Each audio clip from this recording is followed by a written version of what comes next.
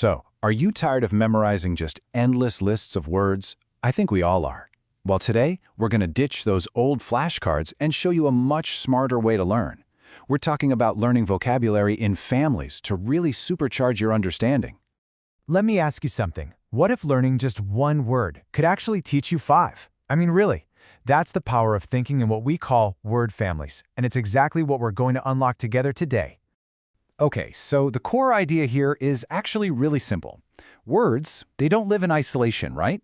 They belong to families, and they're all connected by their meaning and their form. And figuring out these connections, well, that's the real secret to building a vocabulary that's truly strong. All right, here they are. These are the 20 words and phrases we're going to dive into. But listen, instead of just tackling them as some random list, we're going to group them into their natural families. Trust me, it's a way more efficient and, frankly, a much more interesting way to learn. Okay, let's start with our first group. These are the words that help us describe the world around us. You know, adjectives and nouns that define conditions, feelings, or characteristics. These are the words that really add all that color and detail to our language. So all of these words you see here, from tight all the way to timely, they belong to the same big family of qualities. They all kind of help us answer that basic question, what is it like? So let's break a couple of them down, shall we? And right here, you can see a perfect, simple word family in action. Tight, that's the adjective, right? It describes a quality. But the verb, the action word, to create that quality, is tighten. See how that works? The same exact logic applies to its opposite. The adjective loose becomes the verb loosen. You might say something like, this knot is too tight. Can you help me loosen it? Okay, next up we have chronic. Now, this is a really powerful adjective. It describes something, and yeah, it's usually something negative that lasts for a very, very long time. A good way to think about it is as the opposite of temporary. You'll hear this a lot in medical contexts or when people are talking about difficult social problems. For instance, chronic is super common when we talk about health. You'll definitely hear phrases like chronic illness or chronic pain. But it can also describe social issues like chronic unemployment, which just means it's a long-term, really persistent problem that doesn't go away easily. Here's another great example of a simple word family. Chaos, that's the noun, right? It's that state of total disorder. Now, to describe something that's in that state, you just use the adjective, chaotic. So you could say, the kitchen was in chaos, or you could say, it was a chaotic morning. See? Both sentences describe complete and total disorganization. All right, let's switch gears and move on to our next family, verbs, or action words. Now, the verbs we're about to look at are interesting because they have these subtle differences in meaning, and those little differences can completely change what you're trying to say. You know, this table is a fantastic way to compare these similar verbs. Let's take mitigate. That just means to make something less severe. You know, like to mitigate the risks of a project. Explore is a bit different. It means to look into something really broadly, like you explore a topic. But probe? Well, probe is when you investigate much more deeply. And notice the preposition. You don't just probe a mystery, you probe into it.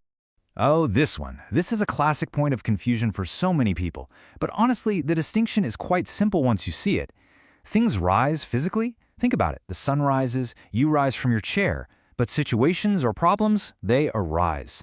So for example, you'd say, an opportunity has arisen, or a problem arose during the meeting. It's all about physical versus abstract. And here we go again. Look at this, a super clear link between an action and the condition that results from it. The verb inflame means to provoke or make something worse, whether it's a physical injury or, a tense situation. The noun, inflammation, is simply the result, that state of being swollen and painful. So you could totally say that a political speech might inflame passions. All right, let's talk about a fun one. Pickle. And yes, I know what you're thinking. Its most common meaning is definitely the food. But as an idiom, being in a pickle means you're in a really tricky or difficult situation. It's a very informal, very conversational term you'll hear all the time. And here's a perfect example of how you'd use it. It's kind of a lighthearted way to say you have a problem. You might just say, I'm in a pickle. Or talk about someone else. He's gotten himself into a real pickle. It's a total classic English idiom. Okay, let's move on to what I like to call the glue of the language. These are the words and phrases that connect our ideas together. And believe me, they are absolutely crucial for building complex, logical sentences. So the key thing to remember here is the grammar. Despite and although they both show contrast, but they follow different rules. And this is important. You use despite with a noun. For instance, despite the rain, we went out. But you use although with a full clause, a whole little sentence, like although it was raining, we went out. It seems like a small difference, but it makes a huge impact on how natural you sound. Now here's a perfect example of what we call a semantic field, which is really just a fancy way of saying a group of words with similar meanings. Think about it. Loads of, plenty of, and a ton of are all just informal ways to say a large amount. They are super, super common in casual conversation. You could have loads of work, plenty of time, or, my personal favorite, a ton of email. So, let's recap. We've looked at words and their families, right? We've seen qualities, actions, and connectors. So the big question is, how can you use this method for yourself? Well, let's build a simple toolkit you can take with you.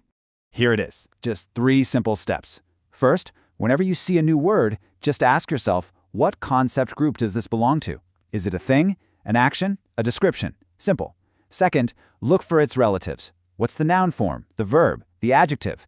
And third, and this is a big one, don't just learn the word by itself. Learn the words it likes to hang out with. Its collocations. Ultimately, this is the big takeaway. I really want you to remember this.